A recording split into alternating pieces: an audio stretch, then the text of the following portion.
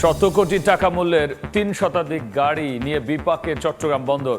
১০৮টি চলাচল অনুপযোগী। মামলা চলায় স্ক্র্যাপ করতে পারছে না কাস্টম, বাকিগুলো নষ্ট হওয়ার পথে। ভারত থেকে চাল আমদানির গুজব রটিয়ে বাজারে অস্থিরতা তৈরি, কম দামে বিক্রিতে বাধ্য হচ্ছেন কৃষক। ব্রাহ্মণবাড়িয়ার মিল মালিক সিন্ডিকেটের বিরুদ্ধে অভিযোগের তীর। অদক্ষ ব্যবস্থাপনার মাশুল গুনছে লক্ষ্মীপুর বিসিক শিল্পনগরী। নানা জটিলতায় বন্ধ হয়ে গেছে ২৫টি কারখানা। আগ্রহ হারাচ্ছেন উদ্যোক্তারা, সমাধানে উদ্যোগী কর্তৃপক্ষ। ব্যাপক হারে বাড়ছে সিগারেটের চোরাচালান। ট্রানজিট চট্টগ্রাম বিমানবন্দর। মধ্যপ্রাচ্য থেকে আসা বেশিরভাগ যাত্রীর লাগেজে তামাক পণ্য। ৬ মাসে ২৫,০০০ কার্টন জব্দ। এবং ঢাকা বেইজিং এর কৌশলগত পদক্ষেপে নজর ভারতের। পর্যবেক্ষণে তিস্তা মহাপরিকল্পনা, অর্থনৈতিক করিডর। ব্রিফিংয়ে জসওয়াল। যুদ্ধ বিমান কেনায় আলোচনায় দৃষ্টি।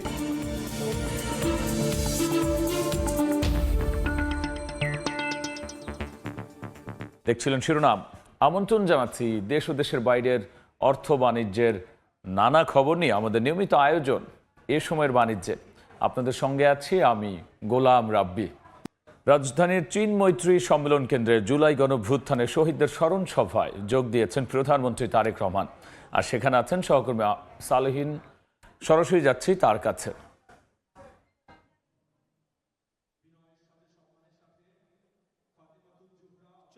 জুলাই আর সেই জুলাইকে ধারণ করা বা চেতনায় আজকে যে আয়োজন করা হয়েছে জুলাই শহীদদের নিয়ে, জুলাই শহীদের পরিবারদের নিয়ে, শহীদের এবং একই সঙ্গে জুলাইয়ের আন্দোলনে যারা আহত হয়েছিলেন তাদের পরিবার সদস্যদের নিয়েই মূলত আজকের এই আয়োজন। জুলাই জাতীয় সম্মেলন ২০২৬ বাংলাদেশ চীন মৈত্রী সম্মেলন কেন্দ্রে অনুষ্ঠিত হচ্ছে, যেখানে প্রধানমন্ত্রী তারেক রহমান তিনি প্রধান অতিথি হিসেবে আছেন। একই সঙ্গে তার বিভিন্ন মন্ত্রণালয়ের মন্ত্রী রয়েছেন, অর্থাৎ স্বরাষ্ট্রমন্ত্রী সালাউদ্দিন আহমদ, মুক্তিযোদ্ধা মন্ত্রণালয়ের অ্যাডভোকেট আহমেদ আজম খান এবং ইশাক হোসেন প্রতিমন্ত্রী মুক্তিযোদ্ধা মন্ত্রণালয়ে, তারা কিন্তু এখানে রয়েছেন আমরা দেখতে পাচ্ছি। এবং তার আজকের আয়োজনে এখানে প্রায় ২২০০ প্রায় পরিবারের সদস্য এখানে রয়েছেন, যারা জুলাই আন্দোলনে আহত হয়েছেন তারাও রয়েছেন, তাদের পরিবার সদস্যরাও রয়েছেন।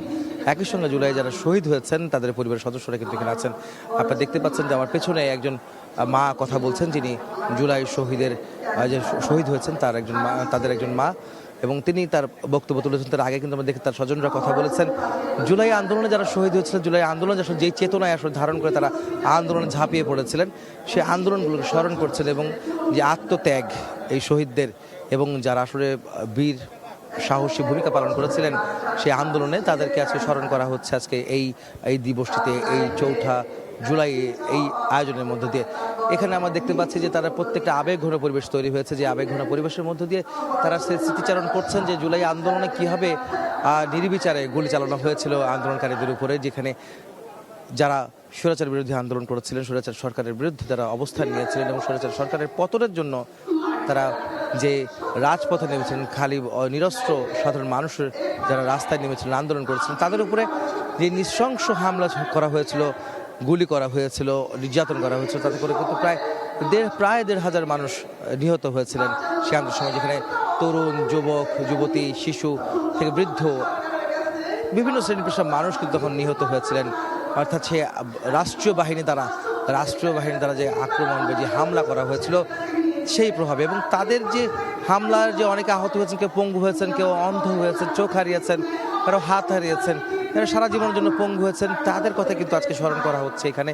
এবং তাদের যে দুঃসহ জীবন, তারা যে এই ২টি বছর তারা সেই দুঃসহ জীবনযাপন করছেন, তারাও কিন্তু আজকে এখানে এসেছেন সেই দিনগুলো স্মরণ করে সেই তাদের বক্তব্যগুলো, তাদের পরিবার সদস্যরা প্রতিনিধি হিসাবে তারা বক্তব্য রাখছেন।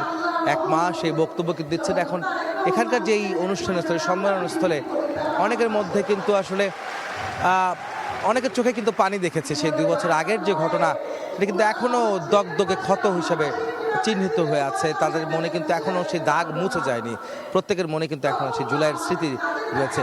এই জুলাইকে ধারণ করে, জুলাইয়ের চেতনার মধ্য দিয়ে আগামী বাংলাদেশ বিনির্মাণের ক্ষেত্রে যে তারা যে স্বপ্ন দেখে যে জুলাই আন্দোলন করেছিলেন, যেই শহীদরা, যারা এই সাহসী বীররা যারা যুদ্ধ করেছিলেন স্বৈরাচার ফ্যাসিস্টের বিরুদ্ধে, সেই চেতনাকে সামনে এগিয়ে নিয়ে আগামী সুন্দর একটি বাংলাদেশ গড়ার প্রত্যয় কিন্তু এখানে জানাচ্ছেন এখানকার যারা উপস্থিত হয়েছেন।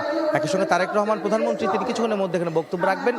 তিনি তার দিক নির্দেশনামূলক বক্তব্যে সাধারণ মানুষের জন্য কি করণীয় সেটি কিন্তু তিনি জানাবেন। তো এই ছিল আমার কাছে রাজধানী চীন মৈত্রী সম্মেলন কেন্দ্রে, যেখানে জুলাইদের জুলাই আন্দোলনে যারা শহীদ হয়েছিলেন, যারা আহত হয়েছিলেন, তাদেরকে নিয়ে যে সম্মেলন হচ্ছে তার সবশেষ খবর। আমরা সরাসরি ছিলাম রাজধানীর চীন মৈত্রী সম্মেলন কেন্দ্রে, যেখানে শহীদদের স্মরণ সভায় যোগ দিয়েছেন প্রধানমন্ত্রী তারেক রহমান, যুক্ত হয়েছিলেন সহকর্মী আহমেদ সালেহীন। যাচ্ছি এ সময়ের বাণিজ্যে।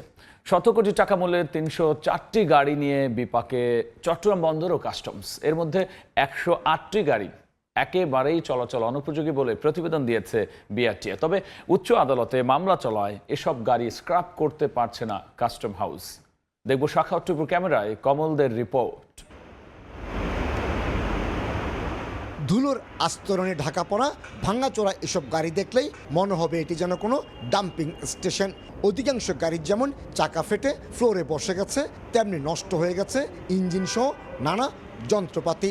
প্রকৃত অর্থে এটি চট্টগ্রাম বন্দরের অভ্যন্তরে 3 তলা বিশিষ্ট আধুনিক কার শেড। আর এই পুরো কার শেড পরিপূর্ণ হয়ে আছে একেবারে চলাচল অনুপযোগী এসব গাড়িতে। 1250টি গাড়ি ধারণ ক্ষমতার চট্টগ্রাম বন্দরের 2টি কার শেডে থাকা 603টি গাড়ির মধ্যে 304টি চলাচল অনুপযোগী। 10 থেকে 15 বছরের পুরনো গাড়িও এখানে রয়েছে এবং এই গাড়িগুলো থাকার জন্য যেটা হয়, আমাদের নতুন গাড়ি যখন আমদানি হয় সেই গাড়িগুলোকে আমাদের হয়তোবা খোলা আকাশের নিচে রাখার প্রয়োজন হয়। আমরা যে কার শেডটা ব্যবহার করছি অত্যাধুনিক, এটা শেডের নিচে নতুন গাড়িগুলো থাকলে তাদের যন্ত্রপাতিও ভালো থাকবে। চট্টগ্রাম কাস্টম হাউজের তথ্য মতে 3 বছর আগে এই চালানের 182টি গাড়ি চলাচল অনুপযোগী বলে বিআরটিএ প্রতিবেদন দেওয়ার পর 74টি গাড়ি এসকেপ হিসেবে কেটে কেজি দরে বিক্রি করা হয়। কিন্তু উচ্চ আদালতে রিট পিটিশন থাকায় 108টি গাড়ির এসকেপ হিসেবে ধ্বংস করা যায়নি। এর বাইরে আরও 27টি গাড়ি রিট পিটিশন উচ্চ আদালতের সিদ্ধান্তের অপেক্ষায় রয়েছে। 15 থেকে 20 বছর আগে আমদানি করা গাড়িও রয়েছে নষ্ট হয়ে যাওয়া এই চালানে। নিলাম বা ধ্বংসের কার্যক্রম এর ক্ষেত্রে আটকে যাওয়ার অন্যতম কারণ হচ্ছে উচ্চ আদালতের যদি কোনো নির্দেশনা থাকে, এক্ষেত্রে উচ্চ আদালতে মামলা পেন্ডিং থাকতে পারে, রিট থাকতে পারে, সেসব কারণে ধ্বংস বা নিলামের কার্যক্রমে আমাদের একটু দেরি হয়। তবে এটা নিষ্পত্তি হলেই আমরা যথাযথ প্রক্রিয়া অনুসরণ করে নিলাম বা ধ্বংসের কাজ আমরা সম্পন্ন করে থাকি। জাপান সহ পৃথিবীর বিভিন্ন দেশ থেকে আমদানি করা এসব গাড়ির প্রতিটির বাজার মূল্য 25 থেকে 30 লাখ টাকা। সেই হিসাবে এখানে অন্তত 100 কোটি টাকার গাড়ি রয়েছে। নানামুখী জটিলতায় এসব গাড়ি বন্দরে আটকা পড়ল। আমদানি মূল্য হিসেবে বিদেশে চলে গেছে লাখ লাখ ডলার। আর তাই শুল্ক জটিলতার কবলে পড়ে বন্দরে সেরে নষ্ট হওয়ার ঠেকাতে গাড়ি আমদানি নীতি আরও সহজ করার পরামর্শ ব্যবসায়ীদের।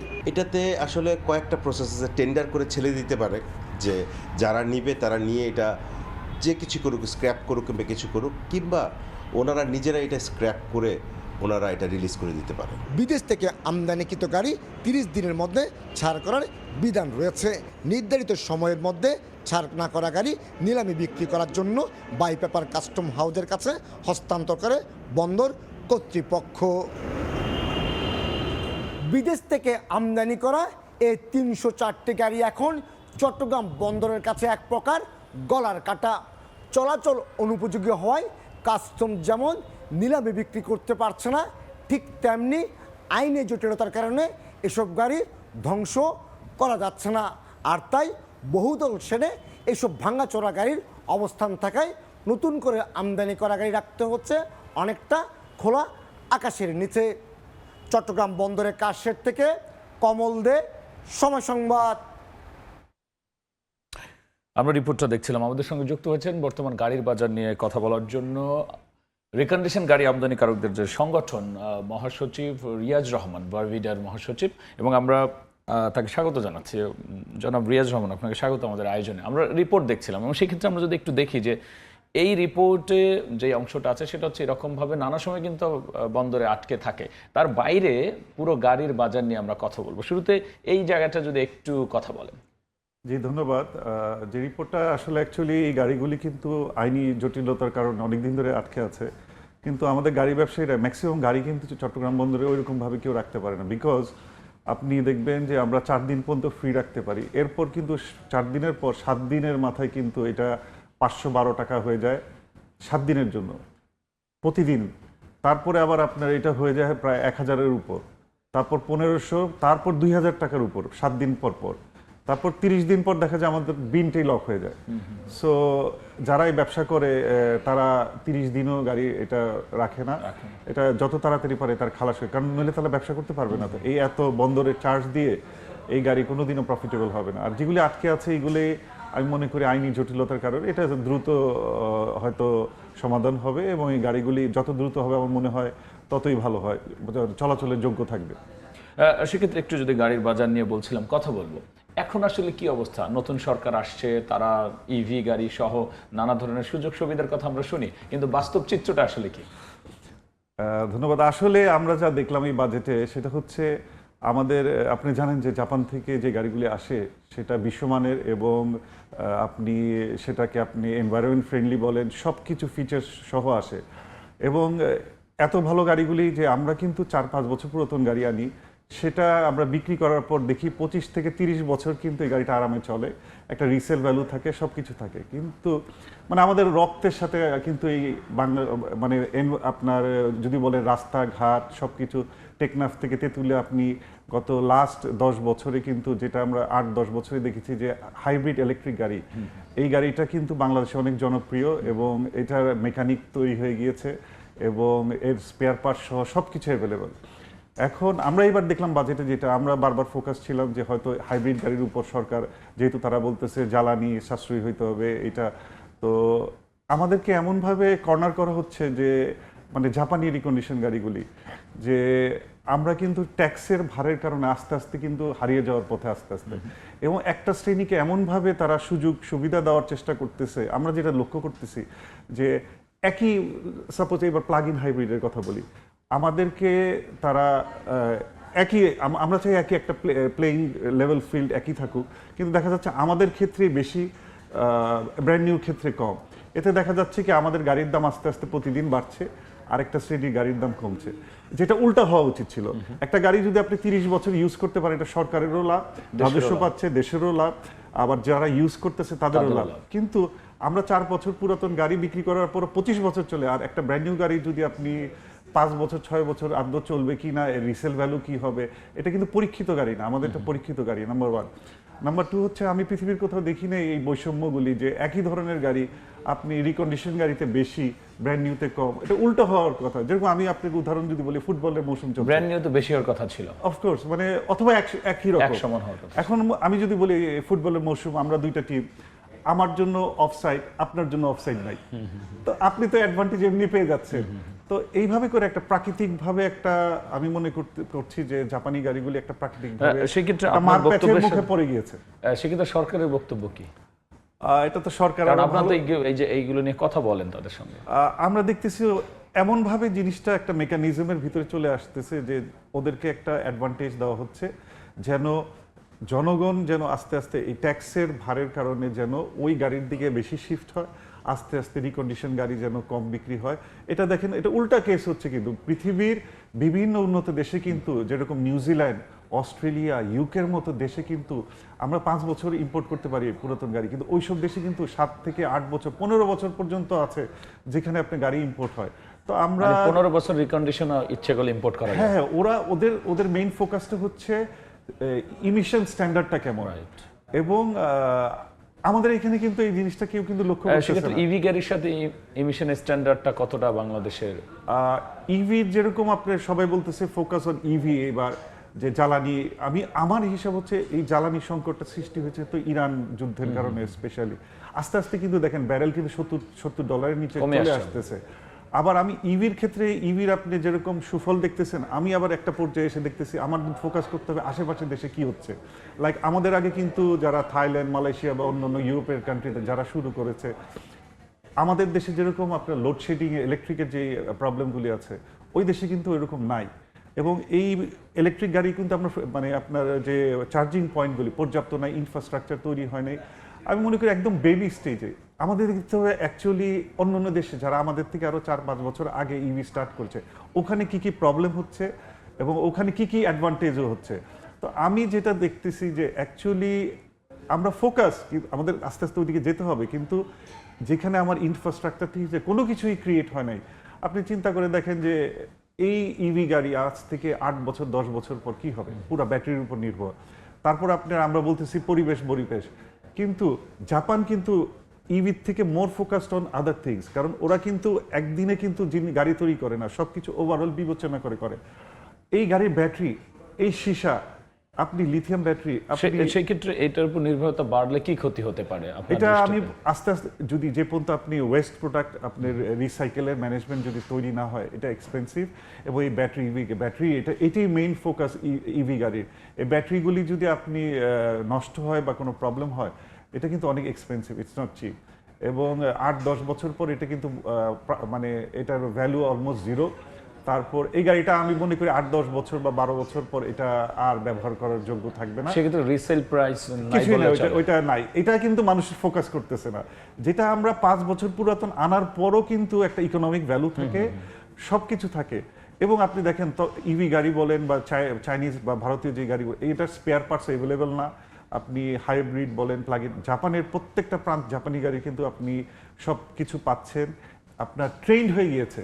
তো আমরা বারবার ফোকাস ছিলাম যে হয়তো হাইব্রিড গাড়িগুলির উপর, হাইব্রিড ইলেকট্রিক গাড়ির উপর বেশি সরকার হয়তো আরও সুযোগ সুবিধা দিবে, কিন্তু এটা করলো না। এবং প্লাগ-ইন হাইব্রিডে দেখেন 2000 সিসি পর্যন্ত যে গাড়িগুলির সুযোগ দেওয়া হয়েছে, মেইনলি কিন্তু 2000 থেকে 2500 সিসি গাড়ির উপরে জাপানি গাড়িগুলি কিন্তু বেশি তৈরি হয় ওইখানে। বিকজ আমাদের দেশে আপনার রোড ঘাট বলেন, আপনার যে ওয়েদার কন্ডিশন বলেন, এটার জন্য 2000 থেকে 2500 সিসি প্লাগ-ইন হাইব্রিড, যেটা তেলেও চলবে, ইলেকট্রিকে চলবে, ব্যাটারিতে চলবে, সব কিছুতে চলবে। এটা কিন্তু আমাদের এবার গভর্নমেন্ট সুযোগ দেয়নি, এটা আগে রয়ে গিয়েছে। এখানে কিন্তু সুযোগ দেওয়া উচিত ছিল। এবং আমি মনে করি 5 বছরের বেশি অধিক পুরাতন গাড়ি বাংলাদেশে 7 বছর 8 বছর পৃথিবীর উন্নত দেশে যেভাবে আছে, এটা ফলো করা উচিত। এতে কি হবে, আমাদের রাজস্ব কিন্তু বাড়বে। সরকারের এখন মূল ফোকাস হওয়া উচিত কিন্তু রাজস্বের দিকে, এবং সেখানে কিন্তু আমাদের ডলারেরও সাশ্রয় হবে। কিন্তু আমি যে গাড়িটা এখন কিনতেছি $10,000, তখন আমি হয়তো $7-8,000 আনতে পারবো, কিন্তু একই গাড়ি কিন্তু। এবং এর গুণগত মান বলেন, সবকিছু বলেন ওয়ার্ল্ড ক্লাস। নিউজিল্যান্ড এত একটা আপনার এই ব্যাপারে আমি আমার মনে করি ইমিশন স্ট্যান্ডার্ডটা ঠিক হওয়া উচিত, যেটা অন্য ব্র্যান্ড নিউ গাড়ির ক্ষেত্রে একটা 5 বছর 7 বছর জাপানি গাড়ি অনেক উন্নত, এটা আপনি কল্পনাও করতে পারবেন না। তো এখানে সরকারের দেওয়া উচিত, যেখানে সরকার আমি মনে করি যে এখন তারা সামনের দিকে না গিয়ে তারা রিভার্স গিয়ারে পিছনের দিকে যাচ্ছে। এই বিষয়ে অবশ্যই একটা লেভেল প্লেইং গ্রাউন্ড তৈরি করা উচিত, যেখানে জাপানি গাড়ি বলেন এবং ব্র্যান্ড নিউ গাড়ি বলেন, দুইটা একই রকম থাকবে, লেভেল প্লেইং গ্রাউন্ড। সেখানে জনগণ বা যারা কাস্টমার, যারা ভোক্তা, তারা ডিসাইড করবে অ্যাকচুয়ালি তারা কি চায়। তারা যদি জাপানি গাড়ি নিতে চায় নিবে, কিন্তু যারা ব্র্যান্ড নিউ কিনবে। কিন্তু আপনি এমনভাবে একটা অ্যাটমসফিয়ার ক্রিয়েট করলেন যে জনগণকে বাধ্য করবেন আস্তে আস্তে যে আমার ব্র্যান্ড নিউ গাড়ির দিকে তোমরা আসো। এতে কিন্তু দেখা গেল এটা কিন্তু পরীক্ষিত গাড়ি না, আমি বারবার বলতেছি, এটা নতুন আসছে। এটা ইভি বলেন বা যেটাই বলেন, ব্র্যান্ড নিউ হাইব্রিড বলেন, এটা প্র্যাকটিক্যালি 5 থেকে 7 বছর পরে এই গাড়িগুলির অ্যাকচুয়ালি কি হবে আমাদের কিন্তু কোথাও জানা নেই। এটাও কিন্তু মাথায় রাখতে হবে। এবং এটার জন্য কিন্তু আপনাদেরকে ওই ডিস্ট্রিবিউটারের কাছে যেতে হবে, এই স্পেয়ার পার্টসগুলি তাদের কাছ থেকেই কিনতে হবে, কারণ সেরকমভাবে কাঠামো তৈরি হয়নি, কিছুই হয়নি। যেটা একটা আমি মনে করি একটা শিল্প যেখানে 40-50 বছর ধরে তৈরি হয়ে আসছে, আপনি এটাকে আস্তে আস্তে গলা টিপে মারার কোনো, এত সুন্দর সুন্দর গাড়ি দেখেন জাপানি গাড়ি বাংলার রাস্তায়, এটা আমি কোনোভাবেই বোধগম্য নয় যে আপনি এটাকে আস্তে আস্তে এমনভাবে একটা অ্যাটমসফিয়ার ক্রিয়েট করেন যে যার কারণে এটা ধ্বংস হয়ে যায়। জনাব রিয়াজ রহমান, আপনাকে অসংখ্য ধন্যবাদ আলোচনায় যুক্ত হওয়ার জন্য। জি, ধন্যবাদ। আমরা কথা বলছিলাম গাড়ির বাজার নিয়ে এবং আমাদের সঙ্গে আলোচনায় যুক্ত হয়েছিলেন রিকন্ডিশন গাড়ি আমদানিকারকদের সংগঠন বরভিডার মহাসচিব রিয়াজ রহমান।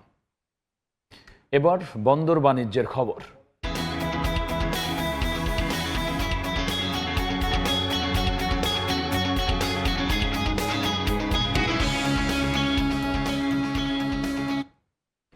দেশের বাজারে সিগারেটের দাম বাড়তে থাকায় আশঙ্কাজনক হারে বাড়ছে বিদেশি সিগারেটের চোরাচালান। ট্রানজিট রুট হিসেবে ব্যবহার করা হচ্ছে চট্টগ্রামের শাহ আমানত বিমানবন্দর। মধ্যপ্রাচ্য থেকে আসা অধিকাংশ যাত্রীর লাগেজেই মিলছে আমদানি নিষিদ্ধ সিগারেট। সাক্ষাৎ টিপুর ক্যামেরায় কমলদের রিপোর্ট।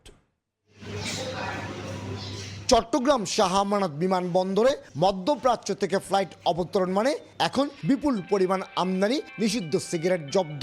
তল্লাশি করে এমন কোনো লাগেজ পাওয়া যাবে না যেখানে 10 থেকে 20 কার্টন সিগারেট থাকছে না। কোনো ক্ষেত্রে সিগারেটের পরিমাণ আরও বেশি। গত বছরের ডিসেম্বর থেকে চলতি বছরের মে পর্যন্ত 6 মাসে জব্দ হয়েছে 24,364 কার্টন সিগারেট। কাস্টমস, গোয়েন্দা সংস্থা এবং আমাদের যে অ্যাভিয়েশন সিকিউরিটি যারা আছে এদের মাধ্যমে আমরা অত্যন্ত তৎপর। আমরা বিভিন্ন ধরনের বিভিন্ন তথ্যের মাধ্যমে অথবা আমরা স্ক্যানিংয়ের সংখ্যাটা একটু বাড়িয়ে দিয়েছি, যার কারণে আমরা প্রচুর পরিমাণ এই ধরনের অবৈধ জিনিস চোরাচালান কৃত সিগারেট জব্দ করতে সম্মত হয়েছি এবং এর পরিপ্রেক্ষিতে আমাদের রাজস্ব আয়ও প্রচুর হচ্ছে। কাস্টমসের তথ্য অনুযায়ী মে মাসে জব্দ হয়েছে 5,844 কার্টন সিগারেট। এর আগে গত বছরের ডিসেম্বর মাসে রেকর্ড 6,542 কার্টন সিগারেট জব্দ করা হয়েছিল। মাঝে জানুয়ারিতে 1,997 কার্টন, ফেব্রুয়ারিতে 4,334 কার্টন, মার্চে 1,456 কার্টন এবং এপ্রিলে 4,191 কার্টন সিগারেট জব্দ হয়। একজন যাত্রী ব্যাগেজ রুলসের সুবিধায় সর্বোচ্চ 200 শলাকা সিগারেট আনতে পারবে। এর বেশি যদি আনা হয় সেটি আইন মোতাবেকভাবে আটক করা হয়। ব্যাগেজ টুলে বিদেশ থেকে আসা একজন যাত্রী নিজের ব্যবহারের জন্য 200 শলাকা বা 10 প্যাকেট সিগারেট বহনের ক্ষমতা রাখে, কিন্তু বিদেশে এসব সিগারেটের শুল্ক আরোপের সুযোগ না থাকায় দেশের বাজারে 3 থেকে 4 গুণ চড়া দামে বিক্রির জন্য আনা হচ্ছে। মধ্যপ্রাচ্য হচ্ছে ডিউটি ফ্রি কমার্শিয়াল বাজারের একটা হাব, তো সেখানে সস্তায় কেনা এই সমস্ত সিগারেট তারা যদি দেশীয় বাজারে শুল্কবিহীনভাবে প্রবেশ করাইতে পারে সেক্ষেত্রে তো সে প্রায় 2 গুণ থেকে 3 গুণ প্রফিট করে। এই সমস্ত সিগারেটকে রাজস্ব ফাঁকি দিয়ে আমাদের দেশীয় বাজারে ঢুকানোর অপতৎপরতা চালাচ্ছে। বাংলাদেশে বর্তমানে নিম্ন স্তরের 10 শলাকা সিগারেটের দাম 62 টাকা থেকে শুরু হয়ে অতি উচ্চ স্তর প্রিমিয়াম 210 টাকা নির্ধারিত রয়েছে। অবশ্য প্রতিটি স্তরে রয়েছে সরকার নির্ধারিত সম্পূরক শুল্ক। আর মধ্যপ্রাচ্যের দুবাইতে এইসব সিগারেটের দাম বাংলাদেশি মুদ্রায় 3 থেকে 5 টাকা হলেও দেশের বাজারে 20 টাকা বিক্রি হয় বলে জানিয়েছেন শুল্ক কর্মকর্তারা। চট্টগ্রাম শাহ আমানত বিমানবন্দরে প্রতিদিন অন্তত 10টি ফ্লাইট অবতরণ করছে। প্রত্যেক যাত্রীকে তল্লাশি করা গেলে কী পরিমাণ সিগারেট উদ্ধার হবে তা সহজেই অনুমান করা যায়। চট্টগ্রাম শাহ আমানত বিমানবন্দর থেকে কমল দে, সময় সংবাদ। পঞ্চগড়ের বাংলা বন্দর স্থলবন্দর দিয়ে ভারত ও নেপাল থেকে বোল্ডার পাথর আমদানির পাশাপাশি বেশি রপ্তানি হচ্ছে সয়াবিন মিল। বাংলাবান্ধা স্থলবন্দরের আরও খবর জানাতে সরাসরি যুক্ত হচ্ছেন রিপোর্টার সোহাগ হায়দার। চলে যাচ্ছি তার কাছে। আমি এটিতে দাঁড়িয়ে রয়েছে, এটি হচ্ছে পঞ্চগড়ের সড়ক পথের 4 দেশীয় স্থলবন্দর। যে স্থলবন্দর থেকে বাংলাদেশ থেকে ভারত, নেপাল ও ভুটানের সাথে ব্যবসায়িক কার্যক্রম পরিচালনা হয়ে আসে। বলে রাখি যে এই স্থলবন্দরটি দিয়ে কিন্তু ভারত এবং নেপাল সহ ভুটান থেকে নিত্য প্রয়োজনীয় পণ্য আমদানি রপ্তানির পাশাপাশি কিন্তু সব থেকে বেশি বোল্ডার পাথর আমদানি হয়ে থাকে। একই সাথে বলে রাখি যে বিগত সময় আমরা দেখেছি যে এই বন্দরটি নানা প্রতিবন্ধকতার শিকার হলেও কিন্তু আবারও ঘুরে দাঁড়িয়েছে বন্দরটি। আমরা বন্দর সংশ্লিষ্ট যারা রয়েছে কর্তৃপক্ষ তাদের সাথে কথা বলেছি, তারা জানিয়েছেন যে এই বন্দরটি দিয়ে কিন্তু 25-26 অর্থ বছরে এখানকার যে আমদানি করা হয়েছে সে আমদানির টাকার পরিমাণ দাঁড়িয়েছে প্রায় 2250 কোটি টাকা। সেই হিসেবে আমরা দেখেছি যে গেল অর্থ বছরে 24-25 অর্থ বছরে যে আমদানি হয়েছিল তার থেকে কিন্তু এই বন্দরে আমদানি 1250 কোটি টাকার মতো বেশি আমদানি হচ্ছে। তো আমরা বন্দর সংশ্লিষ্টরা বলছেন যে এই বন্দরের যেহেতু আমদানি রপ্তানি পরিধি বেড়েছে সেক্ষেত্রে কিন্তু এখানকার যে কার্যক্রমের গতি সেটা কিন্তু কয়েক গুণ হারেও বেড়েছে। একই সাথে বলে রাখি এই বন্দরটি দিয়ে কিন্তু বাংলাদেশি বিভিন্ন পণ্য ভারত, নেপালে রপ্তানি হচ্ছে। তবে সব থেকে আমরা জেনেছি যে এখানে সয়াবিন মিল বেশি রপ্তানি হচ্ছে। সেই সয়াবিন মিল বলতে আমরা জানিয়ে রাখি যে গবাদি পশুর জন্য যে ফিড খাবার তৈরির যে উপকরণ রয়েছে সেটা কিন্তু নেপালে সব থেকে বেশি রপ্তানি হচ্ছে। আরেকটি বিষয় আমরা জেনেছি এখানে সংশ্লিষ্ট যারা রয়েছে তারা বলছেন যে এই বন্দরটি আবারও যেহেতু ঘুরে দাঁড়িয়েছে, তবে এখন সমস্যার একটি রয়েছে, সেটি হচ্ছে বন্দরে ইমিগ্রেশনে যারা সংশ্লিষ্ট রয়েছে তারা বলছেন যে ঠাকুরগাঁয়ে ভিসা কেন্দ্রটি বন্ধ থাকায় কিন্তু এখানে এখনো ভিসা না পাওয়ায় কিন্তু একটা স্থানীয় পাসপোর্টধারী যাত্রী যারা রয়েছে তাদের মধ্যে একটু ক্ষোভ বিরাজ করছে। তাদের সকলের দাবি যে ঠাকুরগাঁয়ে সেই ভিসা কেন্দ্রটি যেন চালু করা হয়। তো এ ছিল আমার কাছে পঞ্চগড়ের বাংলাবান্ধা স্থলবন্দর থেকে সর্বশেষ খবর। রাজধানীর বিভিন্ন এলাকায় পানি সংকটকে পুঁজি করে বছরের পর বছর ধরে গড়ে উঠেছে অবৈধ সংযোগের শক্তিশালী সিন্ডিকেট। সময় সংবাদের অনুসন্ধানে উঠে এসেছে রাতের আধারে রাস্তা খুঁড়ে ওয়াসার লাইন থেকে সংযোগ চলে যাচ্ছে বাসাবাড়িতে। বিনিময়ে লাখ লাখ টাকা হাতিয়ে নিচ্ছে পাম্প অপারেটর, ঠিকাদার সহ চক্রের সদস্যরা। আব্দুল লতিফের ছবিতে আবু সাইদ নিশানের বিশেষ রিপোর্ট।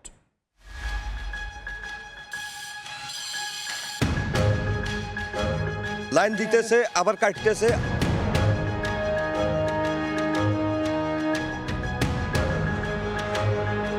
রাজধানীর পূর্ব কাফরুল গভীর রাতে রাস্তা খুঁড়ে ওয়াসার মূল কোবরা লাইন থেকে পাইপ বের করছেন কয়েকজন। এরপর সেই পাইপ সুয়ারেজ লাইনের ভেতর দিয়ে পৌঁছে দেওয়া হয় গ্রাহকের বাসায়। আমরা এখানে দেখতে পাচ্ছি যে মাটির নিচ দিয়ে এই পাইপগুলো নিয়ে এবং এই যে এবার সোজা গিয়ে এই যে বাসাবাড়িগুলো আছে এইখানটায় দেখা যাচ্ছে যে এই অবৈধ সংযোগগুলো দেওয়া হচ্ছে এবং এই অবৈধ সংযোগগুলোর ক্ষেত্রে এখনো পর্যন্ত ওয়াসা কিন্তু কোনো ব্যবস্থা নেয়নি। অবৈধ সংযোগ খুঁজতে রাজধানীর মিরপুরের কাজীপাড়া, শেওড়াপাড়া সহ বিভিন্ন এলাকায় সময় সংবাদ। ক্যামেরায় ধরা পড়ে এমন অসংখ্য অবৈধ পাইপলাইন।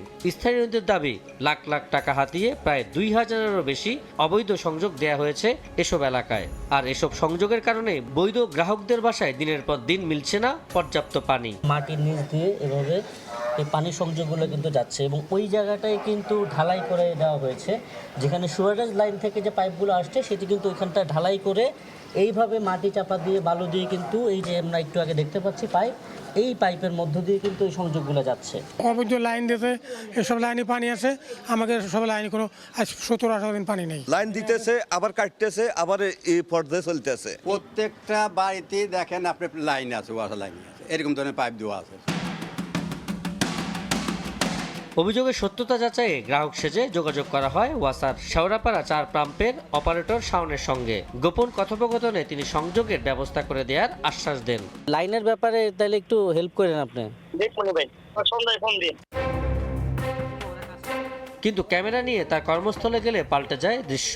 সব অভিযোগ অস্বীকার করেন শাওন। আমার ফাঁসানোর জন্য আর কি করছে। আমি যে ওদের সামনে যে রিপোর্টটা দিচ্ছি, আমি এই জায়গায় দুইজন লোককে চিনি, সেটা হলো লেখক আর শান্ত।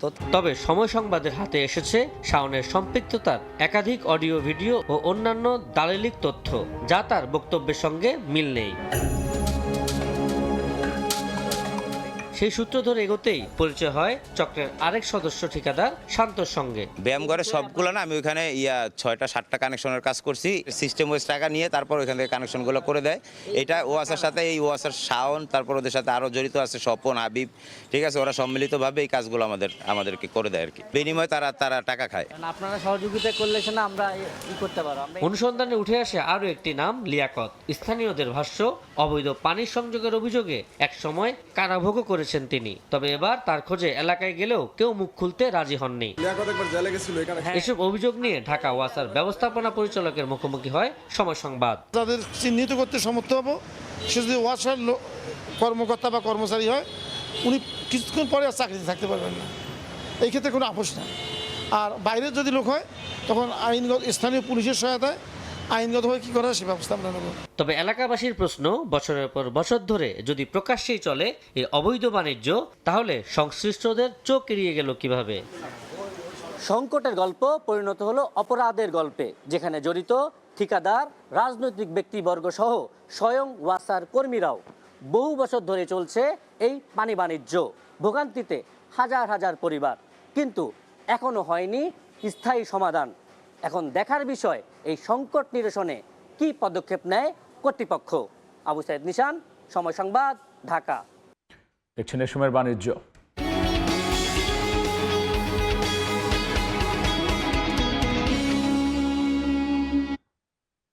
ভারত থেকে আমদানি গুজব রটিয়ে ধান চালের বাজারকে অস্থির করার অভিযোগ উঠেছে মিল মালিকদের বিরুদ্ধে। বাধ্য হয়েই কম মূল্যে ধান বিক্রি করছেন আশুগঞ্জ ধান চালের হাটে আসা কৃষকেরা। তবে প্রজ্ঞাপন জারি করে বিভ্রান্ত না হওয়ার পরামর্শ দিয়েছে খাদ্য মন্ত্রণালয়। ব্রাহ্মণবাড়িয়া থেকে হৃদয় পালের ক্যামেরায় উজ্জ্বল চক্রবর্তীর রিপোর্ট। গেল বড় মৌসুমে সরকার 36 টাকা কেজি দরে ধান ও 1444 টাকা দরে প্রতিমন ধান সংগ্রহের দাম নির্ধারণ করে। তবে সরকার ভারত থেকে 1.5 লাখ টন চাল আমদানি করবে। সম্প্রতি এমন গুজব রটিয়ে দেশের পূর্বাঞ্চলের অন্যতম ধান চালের বৃহৎ হাট মেঘনার তীরবর্তী ব্রাহ্মণবাড়িয়ার আশুগঞ্জ ধান চালের বাজারকে অস্থির করার অভিযোগ উঠেছে একটি চক্রের বিরুদ্ধে। মিল মালিক পক্ষের দাবি, চালের মিলগুলোতে বিপুল পরিমাণ অবিকৃত চাল রয়েছে, আবার চাল আমদানি হলে দাম আরও কমে যাবে। এই অজুহাতে হাওড় অঞ্চলের কৃষক ও ব্যাপারীদের কাছ থেকে ধান কিনছেন না মিল মালিকেরা। এমন পরিস্থিতিতে হাজার হাজার মন ধান নিয়ে আশুগঞ্জ বাজারে এসে বাধ্য হয়েই কম মূল্যে বিক্রি করতে হচ্ছে তাদের। লোক হয়েছে 1200 টাকা আর ধান হয়েছে 800 টাকা, তাই এটা ফুসে না তো। ধান কইরা আমরা লুজার, কেন লুজার? কামলা হয়েছে 1200-1500 আর ধান হয়েছে 700-800। নৌকার আমদানিটা বেশি দেখলেই আপনার বাজারটা স্ট্রাইক করে কমাইলা। এক পয়সা না ধান, আরেক হলো ধানের নাই দর, এই অবস্থানে আছে আর কি। চাইলের দর ভালো না, বন্দর চাইল টানে না, গুড়ানো চাইল টানতেছে না। রেট দিছে 1440 টাকা আর আমরা দাম 700 টাকা। বিভিন্ন দরের ধান আছে, ধান টান কিনে আমরা চাউল কোনো ব্যস্ত না। এদিকে খালি ধান নিয়ে জমাইতেছে, মিল টিল বন্ধ হয়ে গেছে। যারা ক্রয় করবে আর আতঙ্কের মধ্যে ফিরে গেছে গা, যারা চাইল ক্রয় করবে তারা আতঙ্কের মধ্যে ফিরে গেছে গা। এদিকে কৃষক যেন ন্যায্য মূল্য পায় সে ব্যাপারে ব্যবস্থা নেওয়ার কথা জানান কৃষি বিপণন কর্মকর্তা। আর খাদ্য মন্ত্রণালয়ের পক্ষ থেকে বিজ্ঞপ্তি দিয়ে গুজবের ব্যাপারে সতর্ক করা হয়েছে। খাদ্য মন্ত্রণালয় থেকে একটা পরিপত্র জারি করা হয়েছে, একটা প্রেস রিলিজ দেওয়া হয়েছে যে আসলে এটা গুজব, এরকম সরকারের কোনো পরিকল্পনা নাই বলে আমরা জানি। দাম যেন তারা পায় সেজন্য তাদেরকে আমরা কিছু কৃষকদেরকে উৎসাহিত করেছে যেন সরকারি ন্যায্য মূল্যে তারা বিক্রি করে। কৃষি বিভাগের তথ্য অনুযায়ী চলতি বছর ব্রাহ্মণবাড়িয়া অঞ্চল থেকে 4,97,790 মেট্রিক টন চাল উৎপাদন লক্ষ্যমাত্রা নির্ধারণ করা হয়েছে। এর মধ্যে আগামী 31শে আগস্টের মধ্যে এ অঞ্চল থেকে সরকার 48 টাকা কেজি দরে 4,993 মেট্রিক টন আতপ চাল এবং 49 টাকা কেজি দরে 59,272 মেট্রিক টন সিদ্ধ চাল সংগ্রহ করবে। উজ্জ্বল চক্রবর্তী, সময় সংবাদ, ব্রাহ্মণবাড়িয়া। মৌসুমের শেষ দিকে সরবরাহ কমায় রাজশাহীর শিরোইল বাজারে বেড়েছে আমের দাম। বিস্তারিত জানতে এই মুহূর্তে সেখানে আছেন রিপোর্টার সাইফুর রহমান রকি। সরাসরি চলে যাচ্ছি তার কাছে। ফুরিয়ে আসছে আমের মৌসুম, যে কারণে আমের দাম কিছুটা বেশি, এমনটাই আসলে ক্রেতারা বলছেন। আপনাদের দেখানোর চেষ্টা করব রাজশাহীর শিরোইল যে বাস টার্মিনাল আছে তার পাশেই অস্থায়ী যে দোকানগুলো রয়েছে, এই অস্থায়ী দোকানগুলোতে যে আম বিক্রি হচ্ছে সেই আমগুলোর দাম কিন্তু এখন আগের চেয়ে অনেকটাই বেড়েছে। বিশেষ করে আম রূপালী যেটি সেটি আসলে 75 টাকা করে কেজি দরে বিক্রি হচ্ছে, যেটি মন হিসাবে বিক্রি হচ্ছে 3000 টাকা। এছাড়া যে আমটি এখন আপনারা দেখছেন সেটি আসলে বাড়ি 4 জাতের আম, এটি আসলে 60 থেকে 65 টাকা কেজি দরে বিক্রি হচ্ছে এবং সেটি মন হিসেবে 2800 টাকা। এবং হাড়ি ভাঙা আমও এখানে রয়েছে, হাড়ি ভাঙা আমও এখানে 60 থেকে 65 টাকা এবং 2800 টাকা মন দরে বিক্রি হচ্ছে। পাশাপাশি ফজলি আম এখানে রয়েছে, ফজলি আম এখানে বিক্রি হচ্ছে 55 টাকা কেজি এবং এখানে 2200 টাকা মন হিসেবে। পাশাপাশি এখানে কিছু ব্যানানা ম্যাঙ্গো আমরা দেখতে পাচ্ছি, সেই ব্যানানা ম্যাঙ্গো দাম কিন্তু অনেক বেশি, বিশেষ করে 4800 টাকা করে প্রতি মন বিক্রি হচ্ছে এবং এখানে কেজি হিসাবে তারা বিক্রি করছেন 120 টাকা। এছাড়া এরপরেও কিছু আম কিন্তু নামবে, এর মধ্যে রয়েছে গৌরমতি, কাটিমন এবং আশিনা। এগুলো একেবারে সবশেষ জাত হিসেবে আসলে পরিচিত, সেই আমগুলো একেবারে সবশেষেই নেমে থাকে। আমরা ক্রেতা সমাগম বেশ কম দেখছি। তারা যেটি বলছেন যে এখন আসলে যেহেতু মৌসুমের শেষের দিকে চলে আসছে, দাম অনেকটা বেড়েছে, যে কারণে আসলে তারা চাহিদার প্রেক্ষিতে আসলে তেমনটি কিনতে পারছেন না দাম বৃদ্ধির কারণে। এদিকে বিক্রেতারাও বলছেন যে আসলে যেহেতু এখন বাজারে সরবরাহ কম, স্বাভাবিকভাবেই আমের দাম অনেকটাই বাড়ছে এবং ধীরে ধীরে কিন্তু এই আমের দাম আরো বেশি বাড়বে বলে আসলে তারা বলছেন। আমরা ক্রেতা বিক্রেতা উভয়ের সঙ্গেই কথা বলেছি, তারা যেটি বলছেন যে এখানে আসলে ভাসমান যে ক্রেতা, বিশেষ করে এটি যেহেতু বাস টার্মিনাল এলাকায়, এখানে দূর দূরান্ত থেকে আসা ক্রেতারা বেশি এখান থেকে আম কিনে থাকেন, পরিবার পরিজন আত্মীয় স্বজনকে দিয়ে থাকেন। তবে আসলে দাম বেশি হওয়ার কারণে আসলে আমের যে বেচা কেনা সেটি কিন্তু খুব একটা বেশি ওখানে হচ্ছে না, বিক্রেতারা আসলে এমনটাই বলছেন। তো এই বেচা কেনা এখন এইভাবেই চলবে, তারা এমনটাই আসলে বলছিলেন এবং দাম আরো বাড়বে, যত দিন যাবে আমের দাম বাড়তে থাকবে বলে তারা মনে করছে। তো এই ছিল আমার কাছে শিরোইল বাস টার্মিনাল থেকে আমের দামের সর্বশেষ খবর। কক্সবাজারের 120 কিলোমিটার দীর্ঘ সৈকতের মাত্র 2 কিলোমিটার এলাকায় রয়েছে লাইফ গার্ড সেবা। বাকি অংশে লাইফগার্ড, সতর্কতামূলক সাইনবোর্ড বা নিরাপত্তা নির্দেশক পতাকা না থাকায় 15 থেকে 20টি পয়েন্টে ঝুঁকিতে থাকেন পর্যটকরা। মোহাম্মদ ফরাজের ক্যামেরায় সুজাউদ্দিন রুবেলের রিপোর্ট। সমুদ্রপাড়ে অবকাশ যাপনে এসে সচেতন পর্যটকরা প্রায়ই ঝুঁকি ও শঙ্কার অভিযোগ তোলেন। তারা জানান, বিশ্বের দীর্ঘতম সৈকতের 120 কিলোমিটারের মধ্যে মাত্র 2 কিলোমিটার এলাকায় রয়েছে লাইফগার্ড সেবা, আর বাকি 15 থেকে 20টি জনপ্রিয় পয়েন্টে নেই কোনো প্রকার সচেতনতার বালাই। এতে প্রায় ঘটছে পর্যটক নিখোঁজ ও প্রাণহানির ঘটনা। পর্যটকদের কাছে এক অত্যন্ত জনপ্রিয় গন্তব্য কক্সবাজারের ইনানি, তবে এখানে রয়েছে গভীর এক নিরাপত্তা সংকট। ইনানি সৈকতে অন্তত 3টি গুরুত্বপূর্ণ পয়েন্টে নেই কোনো লাইফগার্ড সেবা, নেই কোনো সতর্কতামূলক সাইনবোর্ড বা নিরাপত্তা নির্দেশক পতাকাও। বহু জায়গায় দেখছি সাইনবোর্ড লেখা আছে জোয়ার ভাটা হিসাব করে গোসল করার জন্য বা সমুদ্রে নামার জন্য, কিন্তু এইখানে এই আশেপাশে কোথায় এখানে কোথায় লেখা নেই। সবাই তো আসলে এই জোয়ার ভাটার টাইমটার সাথে আসলে ইউজ টু না, এটা আসলে সচেতন করার জন্য কাউকে না কাউকে থাকা উচিত। পর্যটন সংশ্লিষ্টদের দাবি, প্রতিদিন বিপুল সংখ্যক পর্যটক এসব পয়েন্টে আসলেও লাইফগার্ড, বিচ কর্মী ও উদ্ধার ব্যবস্থায় রয়েছে চরম ঘাটতি। 200 মিটার বা 300 মিটার পরপর যদি বিচ কর্মী যদি এখানে যদি আশেপাশে যদি থাকতো, দুর্ঘটনাগুলো ঘটতো না। রিস্কি টিউব আছে, রিস্কি বোট যেটা হচ্ছে হাতে প্যাডেল করে যায়। শুধু আমাদের কাছে এই দুইটা জিনিস আছে। পর্যাপ্ত লাইফগার্ড থাকলে পর্যটক নিখোঁজ ও প্রাণহানির সংখ্যা কমবে বলে মনে করেন ট্যুরিস্ট পুলিশ। হ্যান্ড মাইক নিয়ে আমরা প্রতিদিন সকাল বিকাল বা দুপুর প্রত্যেক দিনই আমরা মানুষ টুরিস্টরা যারা আসে তাদের আমরা সতর্ক করি, আমরা ব্রিফ করি যে আপনারা এভাবে নামবেন না। লাইফগার্ড সংস্থার তথ্য মতে গত 12 বছরে সমুদ্রে গোসলে নেমে মৃত্যু হয়েছে 76 জনের, জীবিত উদ্ধার করা হয়েছে 1024 জন। সুজাউদ্দিন রুবেল, সময় সংবাদ, কক্সবাজার।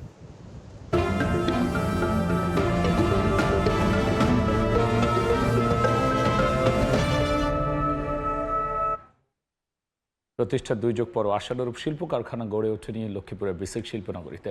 নানা সমস্যা এরই মধ্যে বন্ধ হয়ে গেছে 25টি শিল্প ইউনিট। সংকট সমাধানে বিভিন্ন প্রকল্প নেওয়ার কথা জানান বিসিক শিল্পনগরীর উপব্যবস্থাপক আহাদুল ইসলাম। আকাশের ছবিতে মাজহারুল আনোয়ার টিপুর রিপোর্ট। বেকার সমস্যার সমাধান ও শিল্পায়নের মাধ্যমে অর্থনৈতিক মুক্তির লক্ষ্যে 1997 সালে লক্ষ্মীপুর শহরের বাঞ্ছানগর এলাকায় গড়ে তোলা হয় বিসিক শিল্পনগরী। বর্তমানে বেকারি, অটো রাইস মিল, ভাইয়া গ্রুপের শিল্প প্রতিষ্ঠান ও মোবিল রিপ্যাকিং ফ্যাক্টরি সহ কয়েকটি শিল্প কারখানা চলমান রয়েছে। তবে অবকাঠামোগত সমস্যা সহ বিভিন্ন সংকটে এইসব প্রতিষ্ঠান।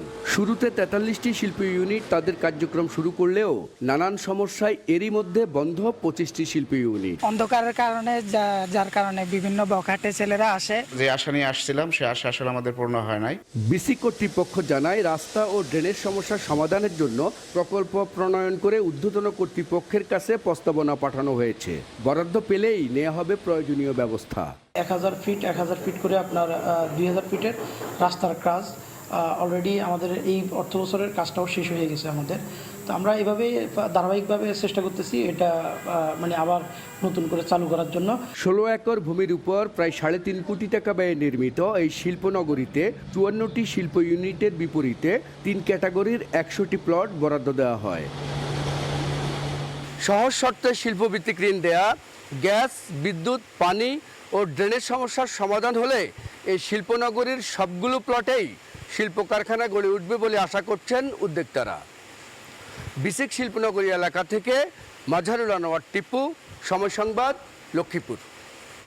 শাহ সিমেন্ট ইমাম মিডিয়া কাপ ফুটবল টুর্নামেন্টের প্রশংসা করেছেন যুব ক্রীড়া প্রতিমন্ত্রী আমিনুল হক। শুক্রবার রাজধানী বনানীতে এই টুর্নামেন্টের 4র্থ দিনের খেলায় প্রধান অতিথি হিসেবে উপস্থিত ছিলেন তিনি। এ সময় নিয়মিতভাবে এ ধরনের আয়োজন করার জন্য ইমাকে অনুরোধ করেন তিনি। ইমার খেলা সংক্রান্ত যে কোনো কার্যক্রমে মন্ত্রী সর্বোত্তর সহযোগিতার আশ্বাস দিয়েছেন। টুর্নামেন্টের এদিন উপস্থিত ছিলেন ইলেকট্রনিক মিডিয়া মার্কেটিং অ্যাসোসিয়েশন ইমার সভাপতি তসলিম চৌধুরী, সাধারণ সম্পাদক ফেরদৌস নাইম পরাক, উপদেষ্টা আনিসুর রহমান তারেক, সহসভাপতি জিয়াউর রহমান সুমন সহ সংগঠনটির ঊর্ধ্বতনরা।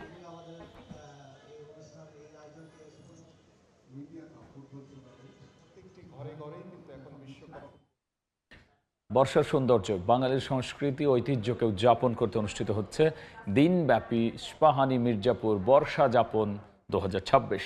শনিবার সকাল 7টায় বাংলাদেশ শিল্পকলা একাডেমির জাতীয় নাট্যশালার মঞ্চে শুরু হয় দিনব্যাপী এই আয়োজন। অনুষ্ঠানে অংশ নেন বিভিন্ন বয়সী সংস্কৃতিপ্রেমী মানুষ, শিল্পী ও দর্শক। দিনের সূচনা হয় বর্ষাকে স্বাগত জানিয়ে সঙ্গীত, নৃত্য, আবৃত্তি ও চা চক্রের মধ্য দিয়ে।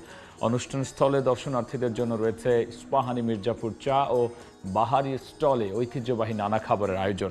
পরিবেশন করা হয় হাতে তৈরি বিভিন্ন স্বাদের পিঠাপুলি, লুচি, হালুয়া।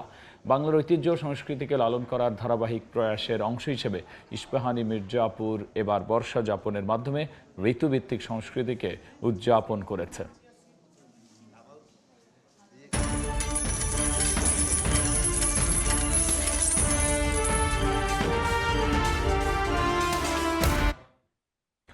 বিশ্ববাজারে গমসহ দানাদার খাদ্যপণ্যের দাম কমেছে।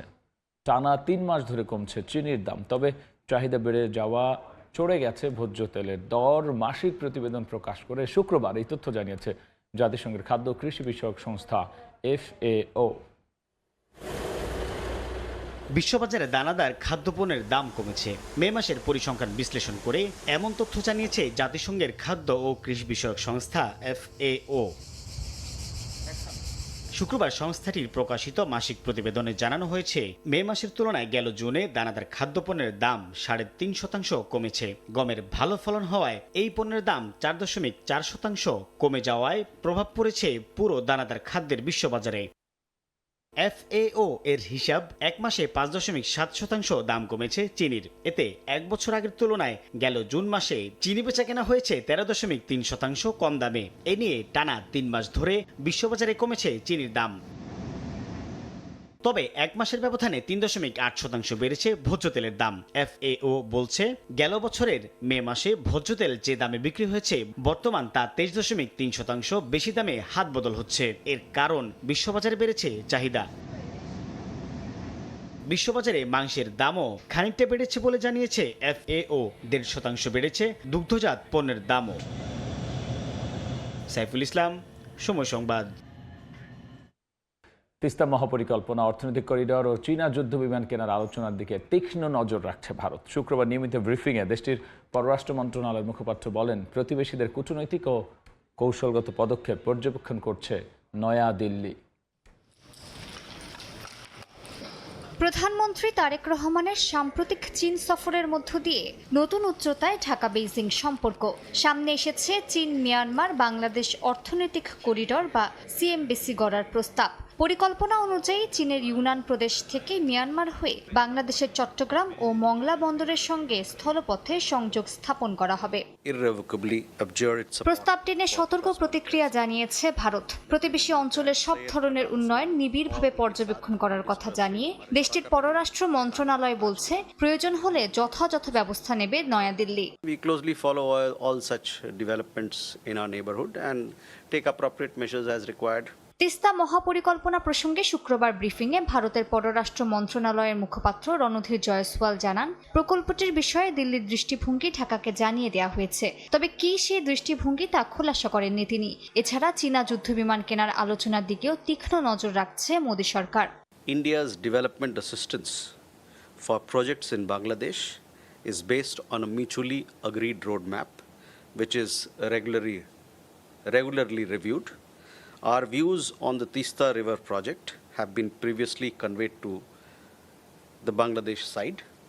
We will factor all related developments in our overall approach to the Tista issue. ভারতীয় গণমাধ্যম দ্য প্রিন্ট জানিয়েছে, চীন মিয়ানমার বাংলাদেশ অর্থনৈতিক করিডর বাস্তবায়িত হলে চীনের সামরিক ও কৌশলগত উপস্থিতি ভারত মহাসাগর উপকূল পর্যন্ত বিস্তারের সুযোগ তৈরি হতে পারে বলে শঙ্কা নয়াদিল্লির। মাদিহা সুহরওয়ার্দী, সময় সংবাদ। এরপর যে শীর্ষ সংবাদ জানিয়ে দিচ্ছে আরও একবার। 100 কোটি টাকা মূল্যের 3 শতাধিক গাড়ি নিয়ে বিপাকে চট্টগ্রাম বন্দর। 108টি চলাচল অনুপযোগী, মামলা চলায় স্ক্র্যাপ করতে পারছে না কাস্টম, বাকিগুলো নষ্ট হওয়ার পথে।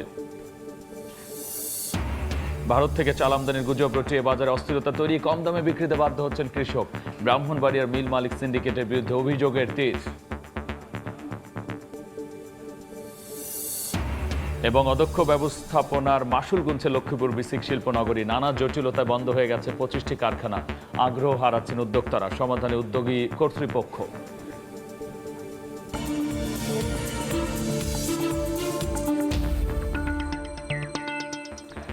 এই ছিল এই সময়ের বাণিজ্যে। দর্শক, বিশ্বকাপ ফুটবলের মহাযজ্ঞ সরাসরি সম্প্রচার করছে সময় টেলিভিশন।